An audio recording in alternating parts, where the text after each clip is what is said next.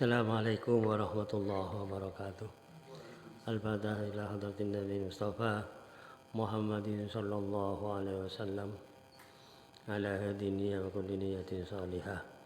Al-Fatihah. A'udzu billahi minasy syaithanir rajim. Bismillahirrahmanirrahim. Alhamdulillahi Rabbil Alamin.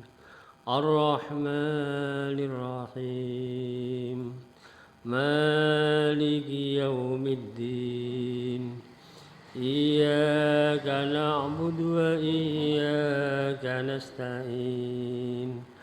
Ihdinas siratal mustaqim.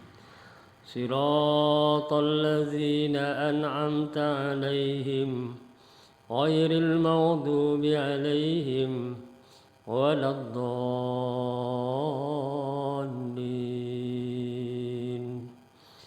آمين. اللهم صل وسلم وبارك عليه وعلى آله. اللهم صل على محمد يا ربي صل عليه وسلم. اللهم صل على يا ربي صل عليه وسلم. في حب سيدنا محمد نور لبدر الهدى تمام. اللهم صل على محمد يا ربي صل عليه وسلم. قلبي يهين إلى محمد ما زال من وجدي متيم. اللهم صل على يا ربي صل عليه وسلم. ما لي حبيب سوى محمد خير الرسول للنبي المكرم. اللهم صل على محمد يا ربي صل عليه وسلم. شوق المحب إلى محمد أفناه ثم به تهيم. اللهم صل على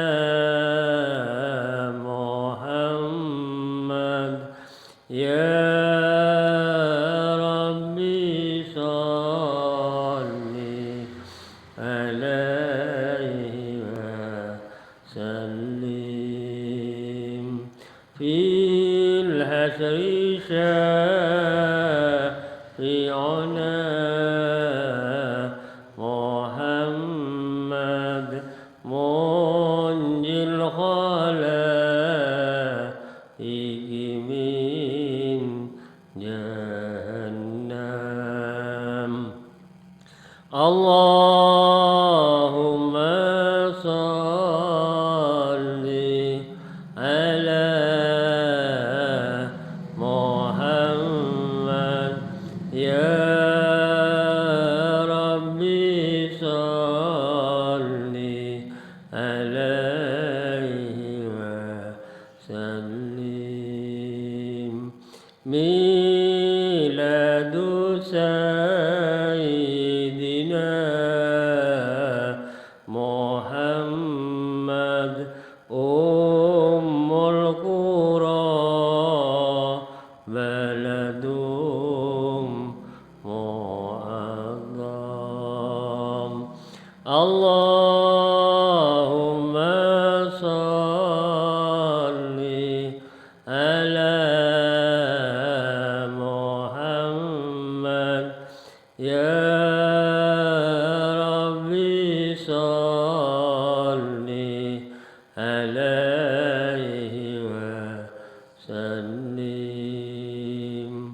أحيا الدجى زمنا محمد مولاه سلمه وكلم. اللهم صل على محمد يا ربي صل عليه وسلم. أدعوك أحمد يا محمد يا سيد الرسل المقدم. اللهم صل على محمد يا ربي صل عليه وسلم. اشفع إلى الله يا محمد يوم القيامة كي أنعم. اللهم صل على محمد يا ربي صل عليه وسلم. اللهم صل وسلم وبارك عليه وعلى آله. الجنة ونعيمها سعد لمن يصلي ويسلم ويبارك عليه وعلى آله. أتر اللهم قبره الكريم بعرف شديد من صلاة وتسليم. اللهم صل وسلم وبارك عليه وعلى آله.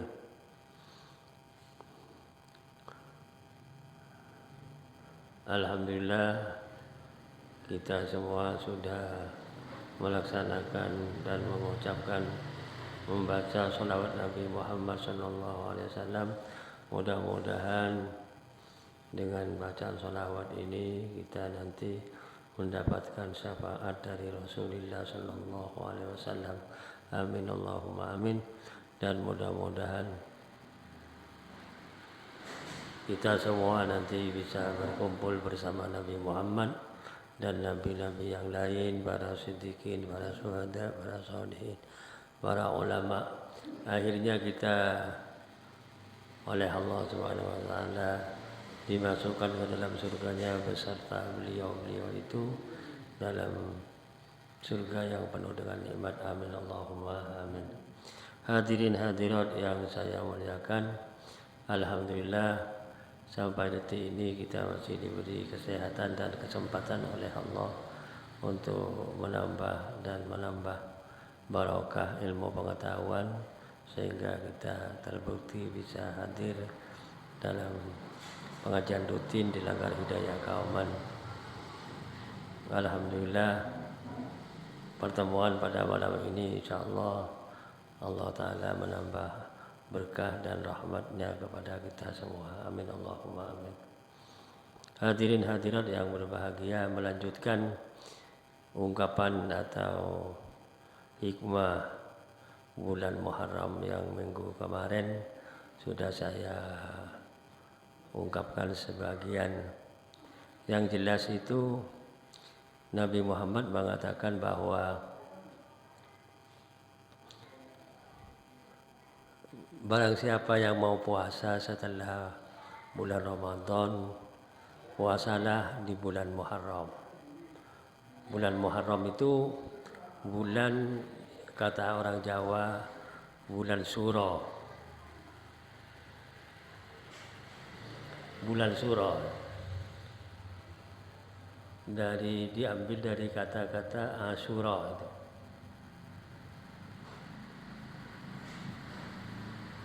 Yang menghiasi bulan Muharram itu adalah tanggal 10 Syura itu. Karena pada satu saat Rasulullah datang ke Madinah itu bertemu dengan orang Yahudi. Mereka itu melaksanakan puasa. Lalu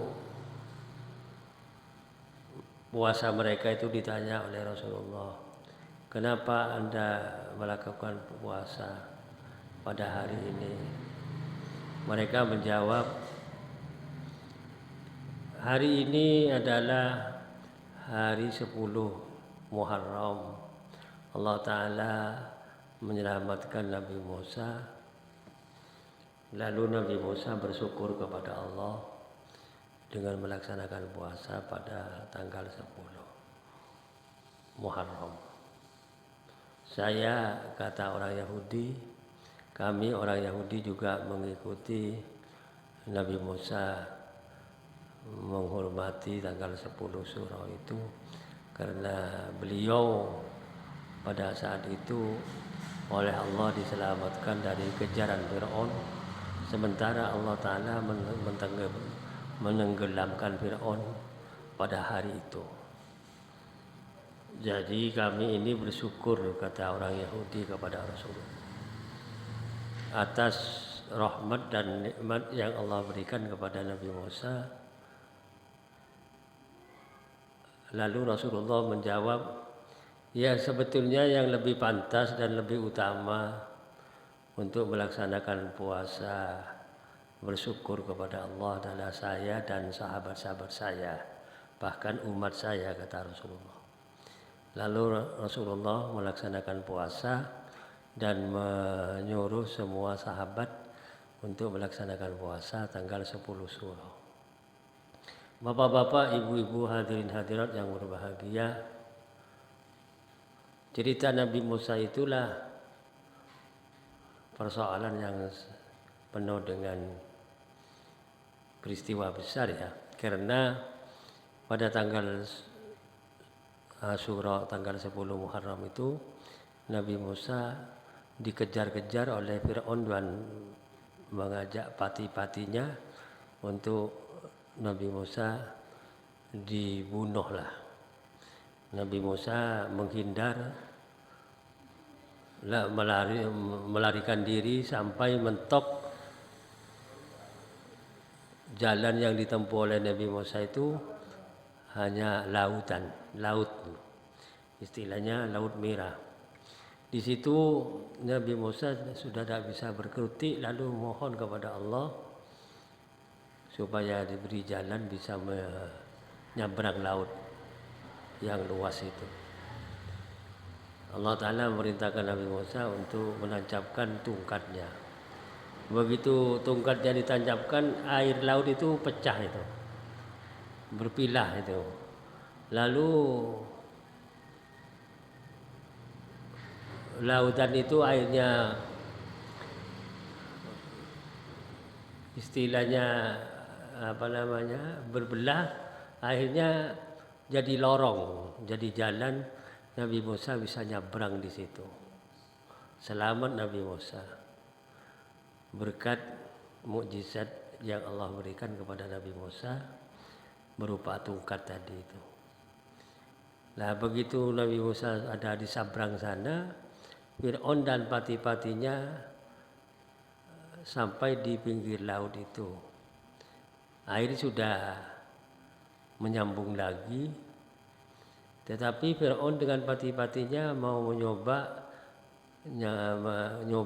ngejar Nabi Musa menyeberangi laut. Akhirnya tenggelam Fir'aun dengan pati-patinya di Laut Merah itu. Itu terjadi pada tanggal 10 Surah ini, 10 Muharram. Banyak peristiwa-peristiwa kejadian pada tanggal 10 Surah, termasuk Nabi Nuh itu selamat dari topan yang melanda kaum di situ. Tetapi siapa yang mengikuti Nabi Nuh waktu itu selamat karena Nabi Nuh oleh Allah Subhanahu wa taala sebelum terjadi topan, banjir yang dahsyat itu, banjir bandang. Itu Nabi Nuh diperintah untuk membuat perahu. Karena musim kemarau waktu itu, orang-orang yang tidak percaya kepada Nabi Nuh menyepelekan perbuatan Nabi Nuh bikin perahu itu.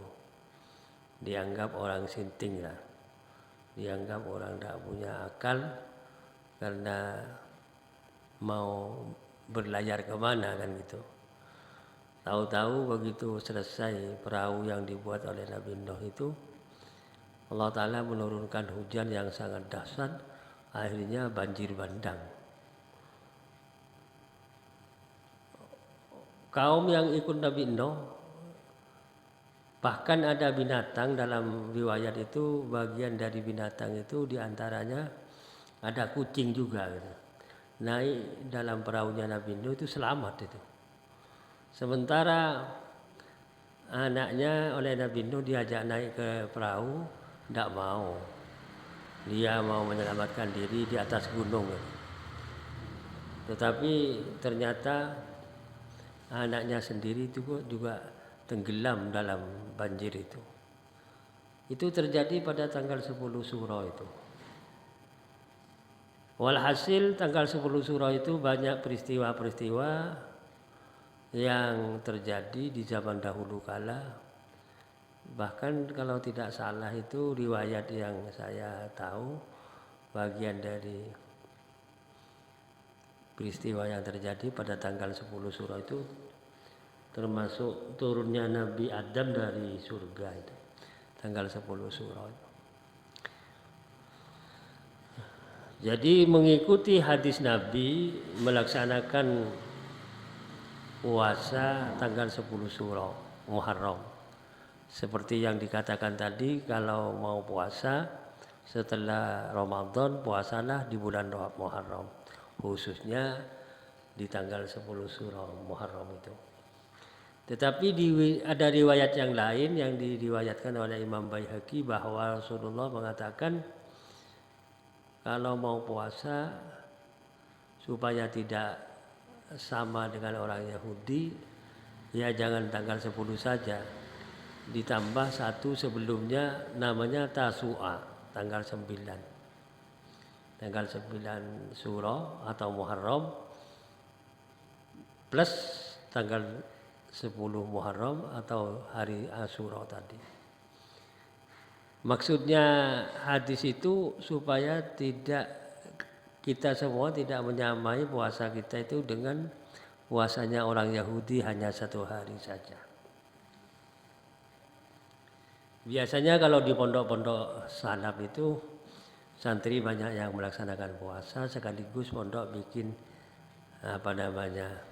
kalau bahasa Jawa jendang ya, jendang pedesnya pedes ya.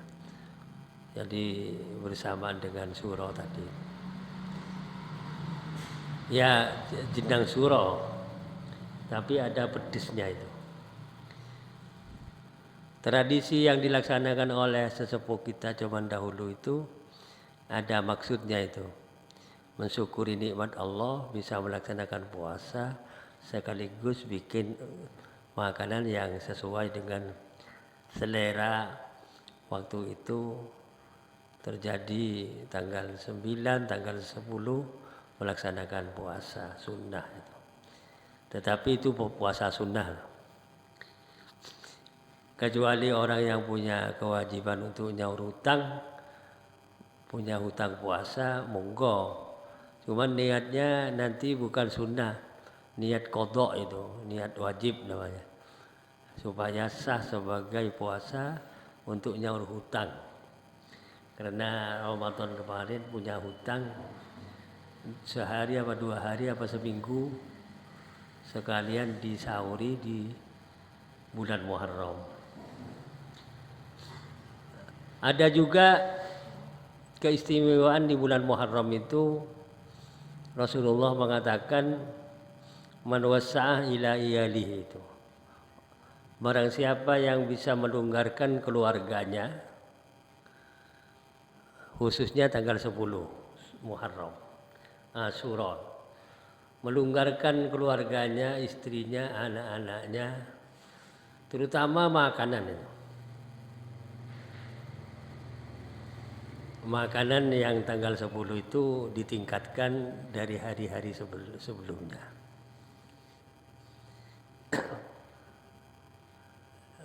Misalnya itu di rumah tangga itu ada pengeluaran untuk belanja hari-hari biasa hanya 50.000 misalnya. Tetapi tanggal 10 itu dinaikkan sampai 75 apa 100.000.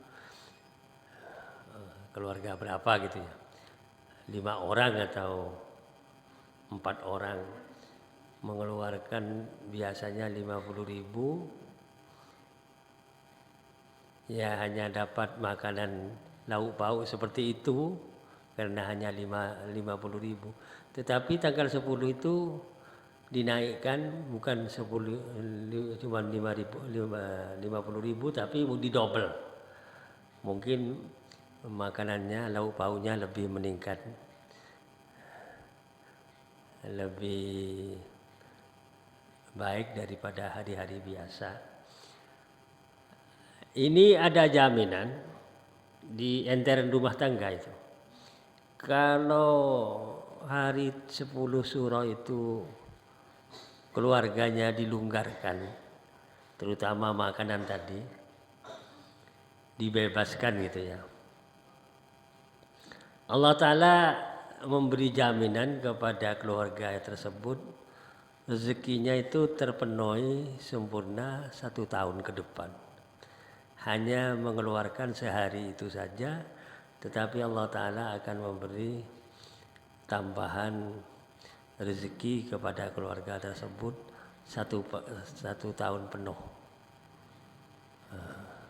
Ini dalam riwayat hadis itu banyak para sahabat yang mencoba. Lebih-lebih sekarang. Orang sekarang itu kalau tidak ada buktinya, kadang-kadang tidak percaya. Makanya dicoba besok tanggal 10 Syuro itu keluarga loh, intern rumah tangga itu untuk anak istrinya dibebaskan, terutama makanan yang tidak dilarang. Kalau makanan-makanan yang dilarang, terutama anak-anak kecil dilarang minum es misalnya, ya jangan dibelikan itu. Cari makanan yang apa? Yang bagus gitu, yang lain, tapi bukan es. Karena kalau es anak-anak kecil terpengaruh dengan watak-watuknya dan seterusnya. Tetapi pada tanggal 10 itu diusahakan makanan-makanan yang lebih kalau dalam kesehatan itu 4 sehat 5 sempurna ya. Lebih kepada sana. Insya Allah rezekinya keluarga itu dijamin oleh Allah 1 tahun ke depan itu longgar itu. Sekali lagi perlu dicoba itu. Tapi kalau dalam kitab itu saya baca riwayatnya banyak sahabat yang mencoba. Terbukti bukan hanya sekali 2 kali setiap tahun. Bahkan ada sahabat yang mencoba sampai 60 tahun. Beliau mencoba itu. Jadi dalam perjalanan hidup dari awal sampai 60 tahun itu setiap tahunnya tanggal 10 Muharram itu dicoba. Ada jaminan yang Allah berikan kepada keluarga yang dibebaskan tanggal 10 itu, rezekinya oleh Allah Ta'ala keluarga yang ada itu ditingkatkan. Dan prosesnya mudah itu, tidak sulit itu. Mungkin kalau orang ekonomi yang berpikirnya normatif itu bisa tidak ya dengan dalam tanda kutip tidak percaya. Kalau tidak percaya beda itu. Hikmah-hikmah yang ada yang melatar belakangi adanya hadis itu banyak dilaksanakan oleh ulama-ulama. Ya, ini juga tidak mudah di zaman akhir seperti sekarang. Kalau tidak ada bukti itu, untuk percaya itu tidak mudah.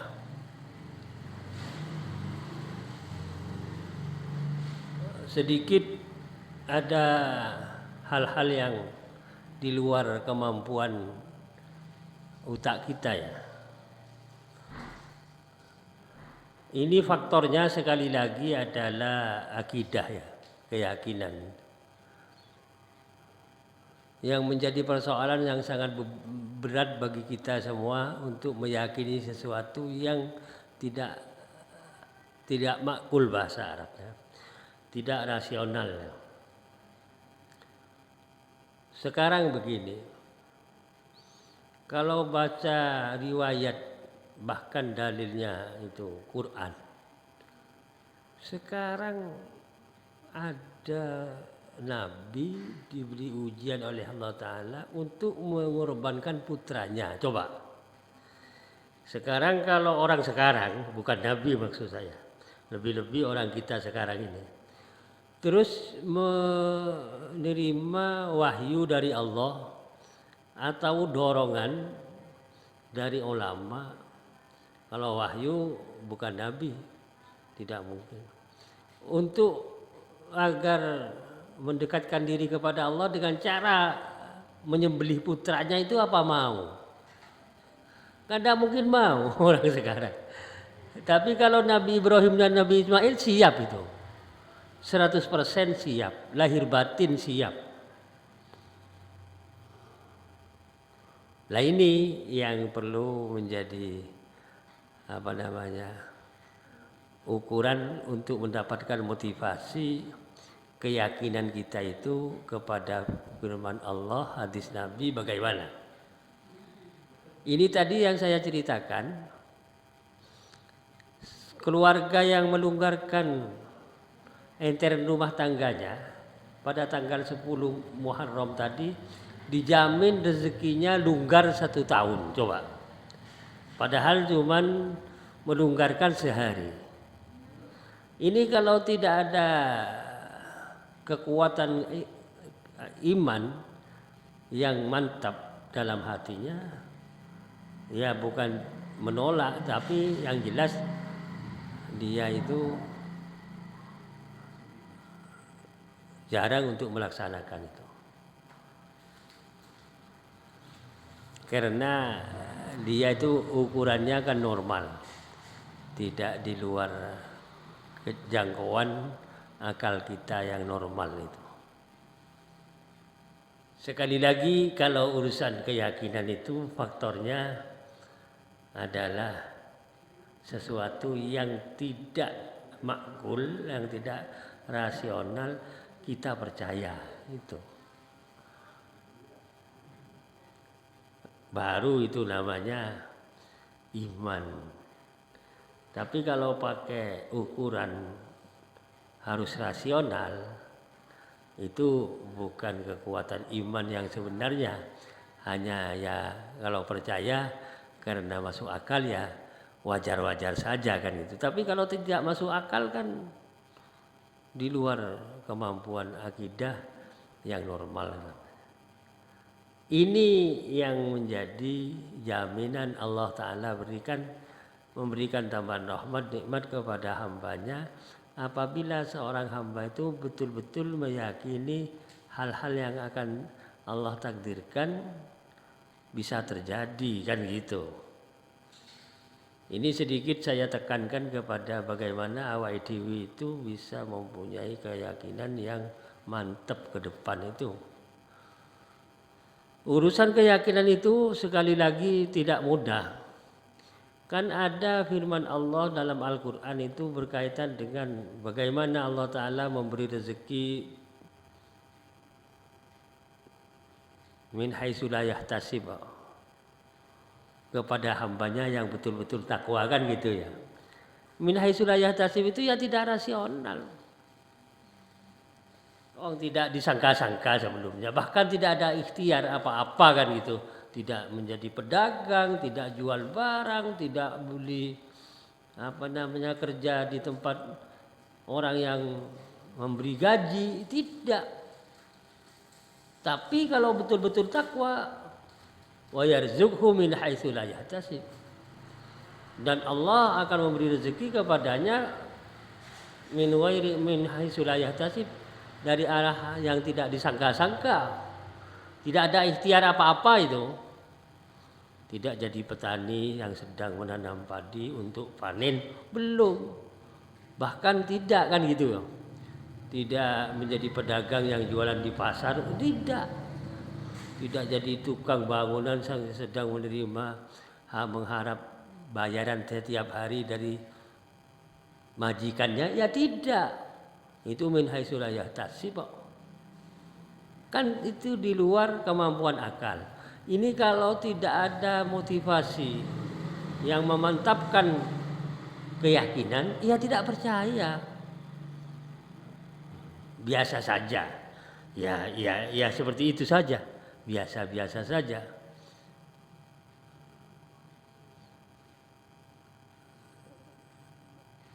Ada hadis Nabi yang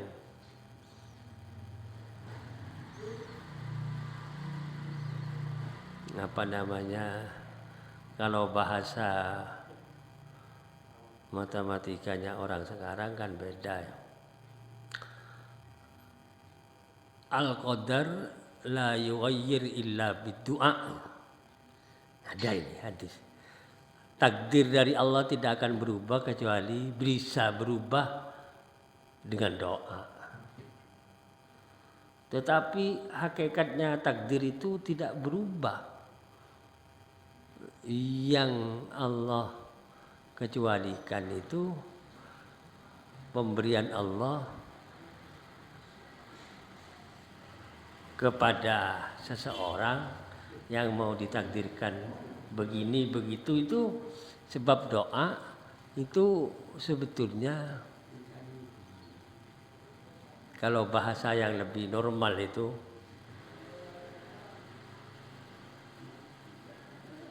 Allah Ta'ala itu menggeser gitu ya. Menggeser kalau bahasa. Kalau bahasa yang lebih digeser, atau dilukir kalau bahasa sekarang. Tetap itu di situ posisinya, cuma dilukir, digeser ke sebelah kanan apa ke kiri, apa ke depan apa ke belakang. Jadi takdirnya tetap sebetulnya, cuma digeser saja. Bapak-bapak, ibu-ibu yang berbahagia, kembali kepada semula tadi masalah Allah Ta'ala akan memberi kelonggaran rezeki kepada keluarga yang membebaskan keluarganya 10 Muharram itu dengan sedemikian rupa 1 tahun rezekinya oleh Allah Ta'ala dimudahkan oleh para sahabat Nabi di zaman dahulu kala, bahkan ulama-ulama sepuh di zaman dahulu dicoba itu. Ternyata betul. Kalau awal dewi kan jarang mencoba, hanya tidak menggagas saja, tidak menggagas. Tidak diperhatikan betul. Besok kalau tidak mundur, tidak maju kan malam Rabu sudah tanggal 1 Syawal. Dari situ dihitung 10 hari. Ya tanggal 10 itu menjadi ukuran awake dhewe tidak lupa tanggal 10 Syuro itu berusaha sedemikian rupa bisa melonggarkan keluarganya, terutama dari persoalan-persoalan yang dimakan dan diminum itu. Sekali lagi gampang itu, tidak begitu sulit, tinggal ditingkatkan saja. Kebiasaannya apa, ditingkatkan. Kalau sudah enak, dienakkan lagi gitu saja. Kalau sedikit itu kurang, nanti ditambah gitu aja. Ya, tapi Allah Ta'ala akan memberi kelonggaran 1 tahun ke depan. Andai kata itu pada hari itu biayanya dari 200 menjadi 1 juta misalnya. Ya tidak tekor dibalas 1 tahun oleh Allah Ta'ala. Cuman hanya sebentar saja, hanya 12 jam apa 24 jam, tapi dibalas oleh Allah Ta'ala, rahmat dikucurkan kepada keluarga itu selama 1 tahun. Ya hebat itu, hebat itu. Saya memang sering membawa hal-hal yang kadang-kadang ini bukan levelnya orang suuk tadi, bukan. Tapi memang ini ada hadisnya. Ada hadisnya. Ada juga riwayat yang kita sendiri itu perlu juga cari, pergi ke kebun-kebun gitu. Tanggal 10 Syuro itu kan puasa itu sangat diperhatikan walaupun sunnah ya. Tapi yang namanya semut itu, semut ya yang biasa makan roti atau barang yang manis-manis itu, kalau tanggal 10 Syuro itu semut saja puasa. Ini riwayat dalam kitab itu. Jadi ada hewan-hewan yang mungkin sering menimbulkan sesuatu yang membuat awake dhewe itu ya bukan keleng-keleng gitu, memang yang namanya saja roti ditaruh di meja gitu, kebetulan rotinya ada coklatnya barang manis, itu kan dikeroyok oleh semut-semut. Pada hari itu semut itu tidak mau dekat ke roti yang manis-manis itu. Ini dalam kitab diterangkan. Nah, jadi hawas itu hewan yang biasa ya bukan ganggu makanan kita, rencana juga mau makan, tapi pada tanggal 10 Syuro puasa mereka itu. Semut, mosok kita kalah dengan semut. Nah, ini saya baca ini dengan bahasa tidak dipakai bahasa Arabnya. Memang sengaja saya, soalnya kalau cuma bahasa Arab saja, sementara harus pakai kitab bahasa Arabnya begini-begini. Ya nanti Pak Saman, wah ini harus diterjemahkan kan gitu, double berarti, waktunya double. Ya yang jelas ada sahabat mencoba, ini binatang ini biasa merayap makanan, ngerubuni makanan. Begitu tanggal 10 Suro itu dicoba, dikasih makanan, ditaruh di tempat yang biasa, ternyata mereka itu menjauh, tidak mau makan karena itu puasa. Nah, ini binatang. Bapak-bapak, ibu-ibu yang berbahagia, ini sedikit uraian hikmah yang ada dalam bulan Muharram bagi kita semua. Monggo kita menyambut datangnya bulan yang dimuliakan oleh Allah Ta'ala. Tapi sementara kalau di Jawa, tradisi Jawa itu, kalau bulan Suro itu katanya Pak Saman bulan sangar. Udah banyak orang punya gawi bulan Muharram, ya kan gitu. Ya kenyataannya kan tidak ada itu orang punya gawi bulan Muharram, jarang itu. Kalau ada satu dua ada, tapi secara umum itu banyak yang kurang sepakat apa-apa bagaimana. Yang jelas bagaimana hukumnya, ya tidak apa-apa memang itu mau mengadakan acara-acara itu hukumnya juga mubah, bukan wajib. Cuman kalau acara-acara itu diisi dengan kebaikan-kebaikan menjadi pahala kan gitu. Tapi andai kata bulan Suro itu tidak dimaknai sangar, malah bagus. Nah, orang yang tidak mau punya gawi di bulan Suro karena memaknai bulan Suro itu bulan sangar, akhirnya kayak odi kabeh kan gitu.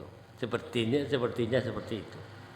Sedikit yang bisa saya uraikan, yang jelas saya ambil hikmahnya Rasulullah bertemu dengan orang Yahudi tadi, langsung Rasulullah mengatakan yang lebih pantas untuk melaksanakan puasa ya saya dan umat saya.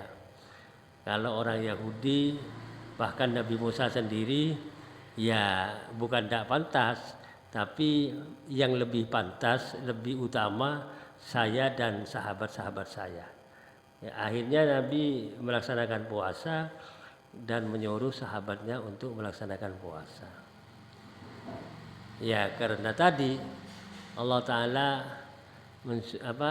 menyelamatkan Nabi Musa dan mentenggelamkan Fir'aun beserta pati-patinya terjadi pada tanggal 10 Suro Muharram.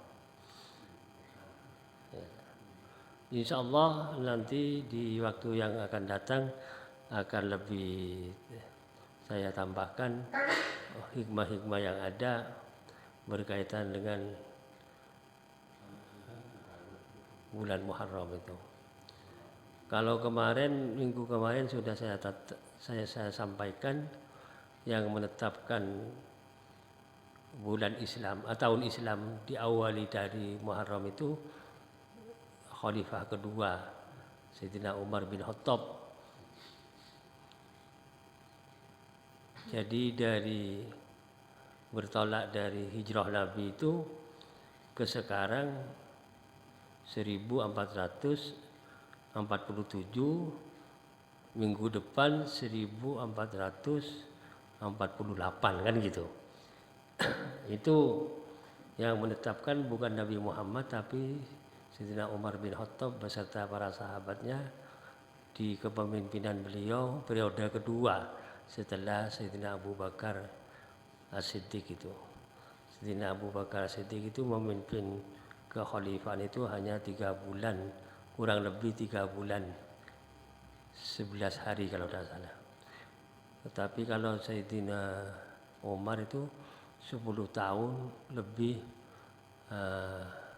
6 bulan kurang sehari. Nanti diganti oleh Sayyidina Utsman 12 tahun kurang sehari. Kemudian Sayyidina Ali 4 tahun berapa bulan itu. 4 khalifah itulah menjadi pengganti Rasulullah untuk menyebarkan syariat Islam, akidah Islam, kemudian akhlak Islam kepada semua umat manusia di muka bumi, terutama yang iman kepada Allah, agar menjadi umat Muhammad beragama Islam kan. Sampai sekarang, sampai ke Masjid Agung di Kelewer, sampai ke Langgar Hidayah Kauman, itu ditempuh oleh Rasulullah hanya sekitar 23 tahun itu. Rasulullah itu berdakwah dari Mekah sampai Madinah itu waktunya hanya 23 tahun. Tetapi bisa menyebar ajaran Rasulullah itu ke dunia, bukan hanya di Arab sampai ke Indonesia, bahkan sampai ke negara-negara Eropa seperti yang kita saksikan bersama. Itu menyampaikan syariat Islam hanya selama 23 tahun. Jadi kalau kita kembali kepada sejarah bahwa ayat Al-Quran itu oleh Allah diberikan kepada Nabi Muhammad, ruang waktunya hanya 23 tahun. Itu pun yang menyampaikan bukan Allah langsung, disampaikan oleh malaikat Jibril, karena malaikat Jibril itu yang menerima wahyu langsung dari Allah, kemudian diperintah untuk disampaikan kepada Nabi Muhammad. Nabi Muhammad supaya melaksanakan wahyu Allah yang mengandung perintah dilaksanakan, larangan ditinggalkan. Itu pun yang menyampaikan malaikat Jibril.